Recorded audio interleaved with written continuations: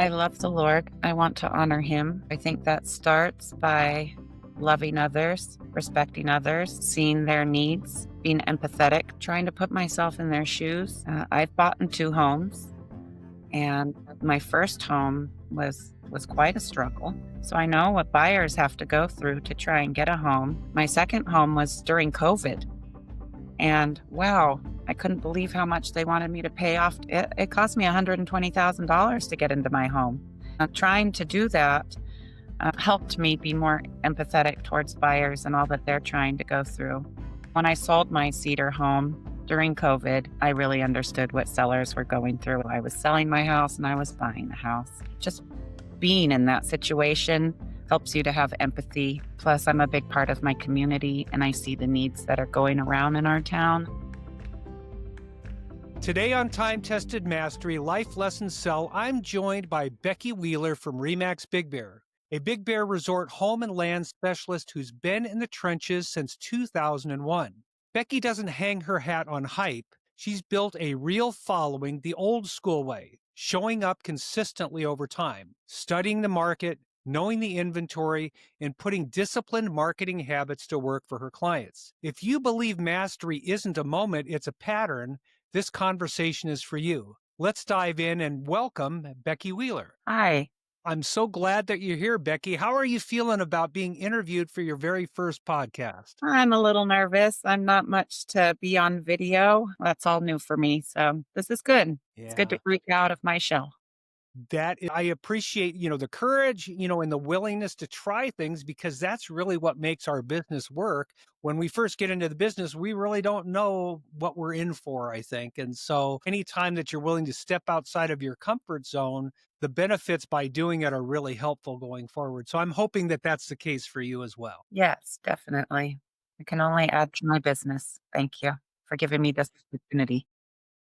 So let's dive in a little bit and talk a little bit about what it was like when you first got into the business. Well, when I first got into the business, I actually was working three jobs before I decided to become a realtor. The market was good, and some friends of mine, one being Marcy Worthington, told me I should get my license. And it wasn't easy. I knew nothing about real estate. It was very challenging. Okay. So, that's interesting, is because I like to ask people the question, did you grow up thinking that you wanted to be a real estate agent when you grew up? Did you think that you wanted to be a salesperson when you grew up? Was was that on the horizon at all as you were growing up? No, no, my mom always had several jobs and she was a single mom. So I kind of just went wherever the money was at. Mm-hmm. And so I worked a lot of jobs, and then real estate seemed like it would be a good, thing to try.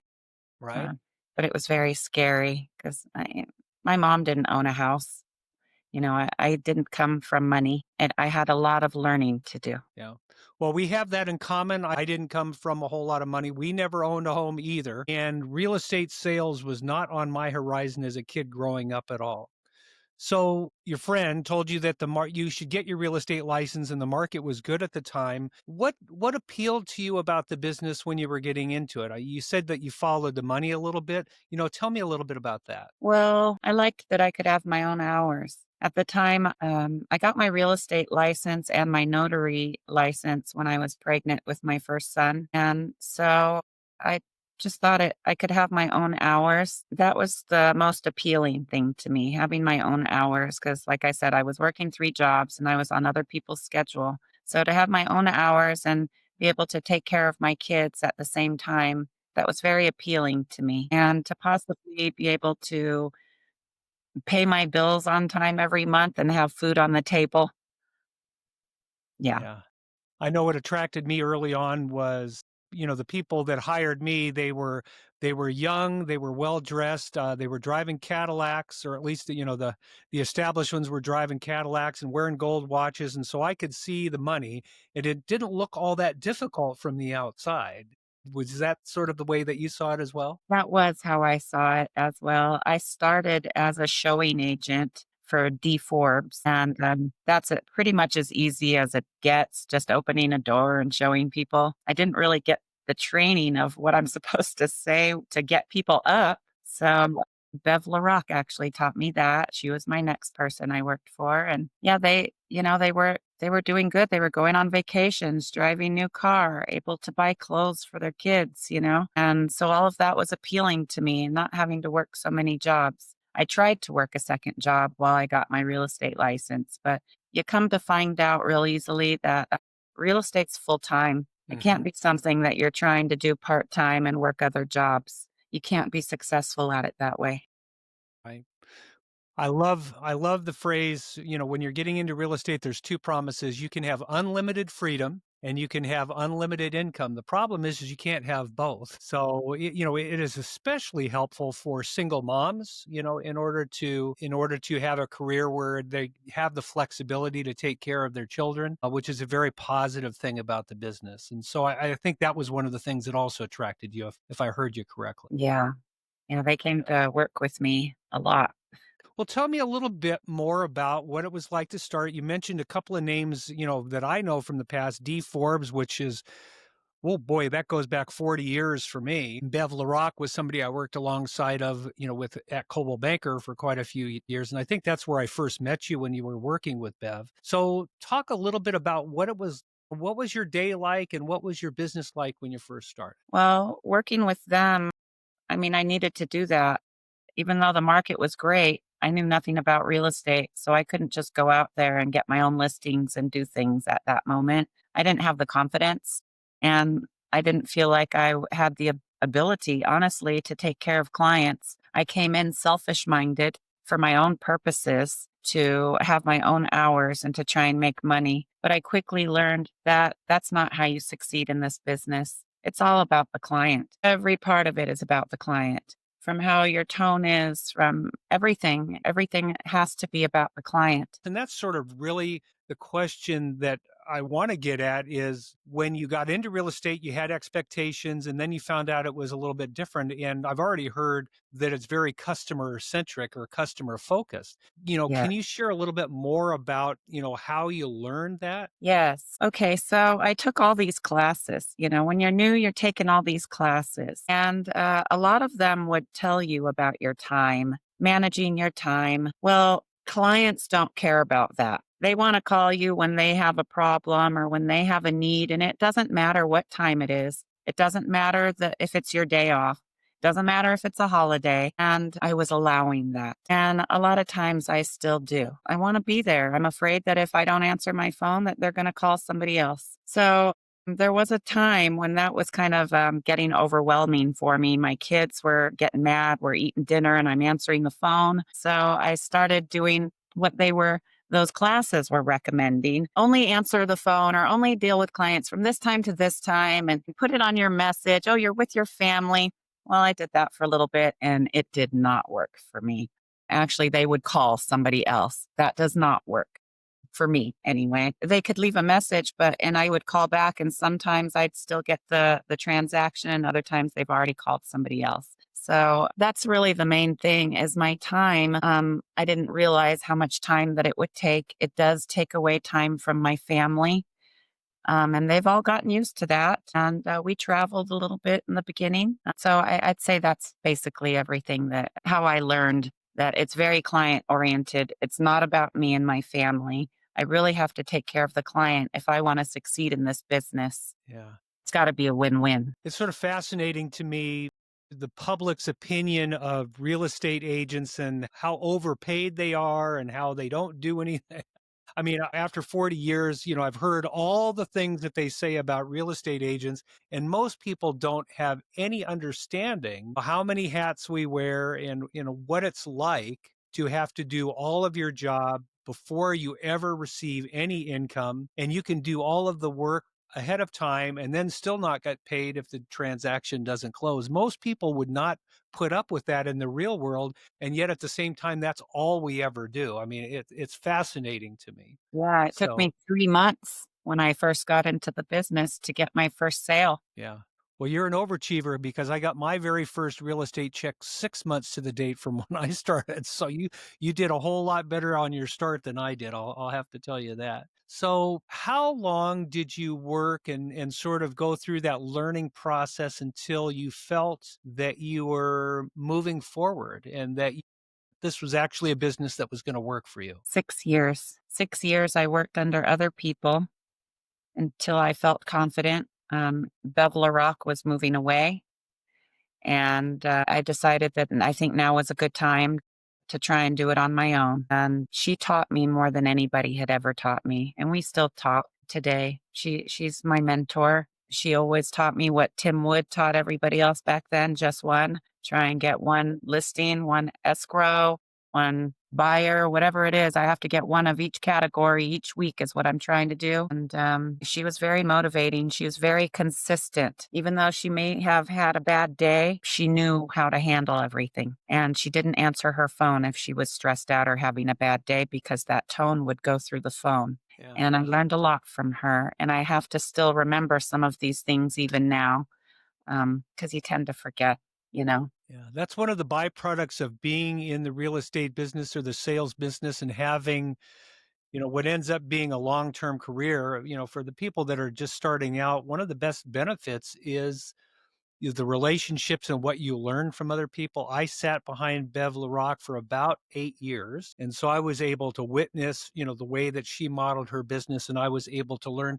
And I think that's one of the things that happens a lot in real estate is that we learn by the modeling of the other successful people that are around us. Tim Wood was a mentor for me. You're talking about Bev LaRock being a mentor for you. We learn what to do from other people. We also learn what not to do sometimes from watching and observing what other people are doing. Yes. I can appreciate that. So you said 6 years. Were there any challenges or surprises or setbacks that you encountered when you went out on your own that you weren't necessarily expecting? Yeah, I mean, there's always setbacks, of course. The money. Hmm. I wanted to mostly do listings. I graduated in Big Bear. I know a lot of people up here. So I thought being a listing agent would be the best thing through all the classes. That's what I learned too. But being a listing agent, you have to have some money. I had to have money for lock boxes. I had to have money for photos. At the time, I wasn't with Remax. And Remax is awesome, I have to say. I mean, we get our signs put up. I mean, we get so many benefits here. A walkway shoveled to the door in the snow. Back then, I had to pay for my own sign guy. I had to pay for my own shoveling. I had to pay for all of my own stuff. And so it's pretty expensive. As a buyer's agent, I just had to deal with gas, really. As a listing agent, it took a lot of time trying to study the market, trying to be ahead of the curve and thinking about different seasons and when we have a selling season here. And there's just so many different things to think about. I think it really helped me grow in real estate to learn that part of it. And now I feel like I'm an expert in that field. So, like most people, when they start the business, they focus on working with buyers because they don't have the money to do the marketing and they don't have the expertise, a lot of times to do that. And, that makes sense to me. I mean, I started with buyers in the beginning, and most people seem to do that. When you went out on your own at 6 years into the business, did you immediately start working with sellers then? Or did you continue to work with buyers until you had saved up enough money to start doing the marketing? I started with one listing and a whole bunch of buyers. Yes. Yeah, And my okay. first one I sold was Dennis Bracken's listing on East Big Bear Boulevard. She was my first sale, and it was a great house. And I had one listing, and I asked Dennis for a lot of help during that listing. And he was so kind to me and helped me. Mhm. So Okay. there were agents that actually, they were so kind to help you with your first listing or your first buyer. They were very nice, and I still remember them to this day. Yeah, awesome. Because I've worked alongside with you and I know a little bit about the past history that you have with working with people. I know that you have a heart that is very, very in tune with the locals in the market, that are not necessarily the big dollar, the high ticket, the most profitable clients necessarily to work with. Okay, and you've always given probably 1,000% with every single person that you've worked with. Can you share a little bit about where that customer service drive comes from? Sure. Well, I love the Lord and I want to honor him. So I think that starts by loving others, respecting others, seeing their needs, being empathetic to their needs and sympathetic, trying to put myself in their shoes. I struggled. I've bought in 2 homes, and my first home was quite a struggle. So I know what buyers have to go through to try and get a home. My second home was during COVID, and wow, I couldn't believe how much they wanted me to pay off to try and get my home. It cost me $120,000 to get into my home. And, just trying to do that helped me be more empathetic towards buyers and all that they're trying to go through.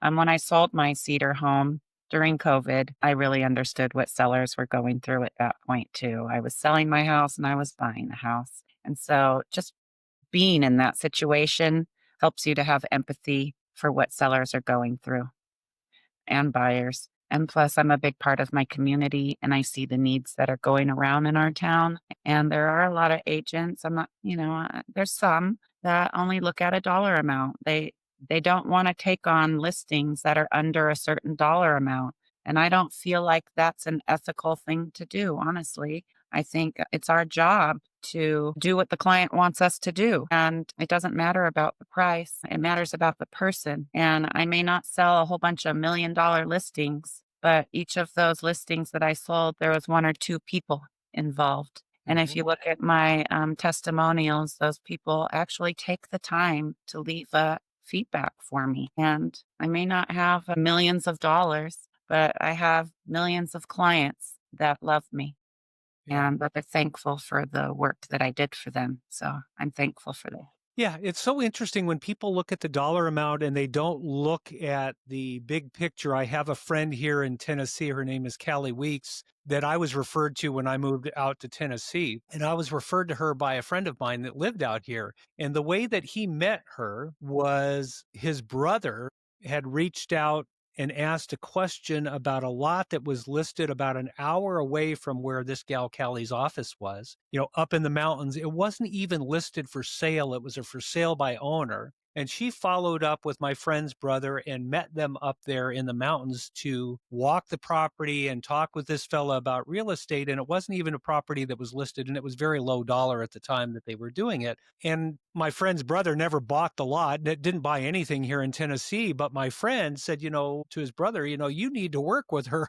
Anybody that's willing to do what she did is worth gold. And that one decision that she made to show that lot that was an hour away from her that wasn't even listed for sale. The last time that I talked with her had moved into 16 different transactions, including mine, including 2 transactions with me when I moved out to Tennessee. So I think a lot of people shortchange themselves by thinking that, something is beneath them from a transaction standpoint. They don't realize what it's going to end up doing for them in the long run. And it seems you've adopted that policy. Yes. I mean, in the beginning, it was a little scary because I feel like high dollar people are going to think maybe I'm not worthy enough to sell their high dollar property because I have some low dollar things. But I take whatever people want to give me. If they want me to sell their property, it doesn't matter what it is, I'm going to sell them.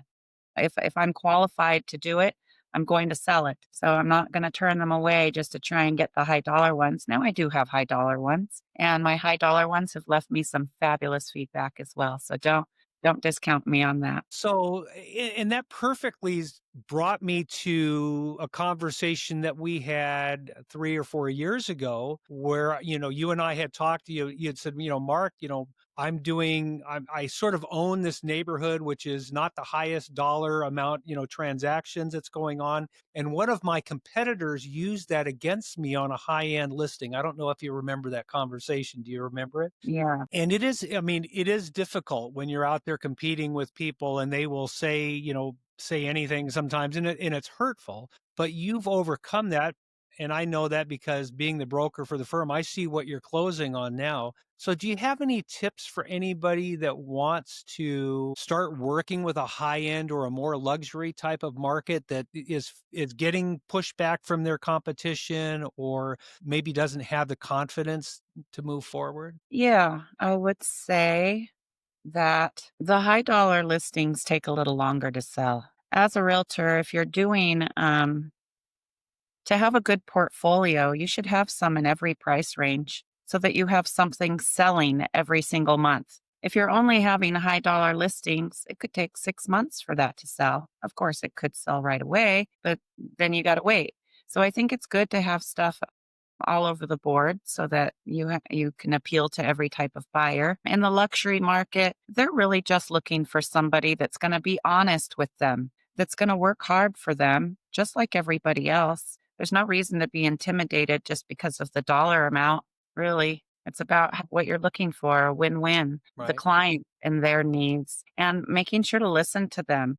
I did shadow a couple agents before I went out on my own, and I have to say I was surprised at how little they actually let their client talk. It's more about them and all the things they can do. I think it doesn't matter what the price range is of the listing that you're getting. The client wants to know that they're being heard.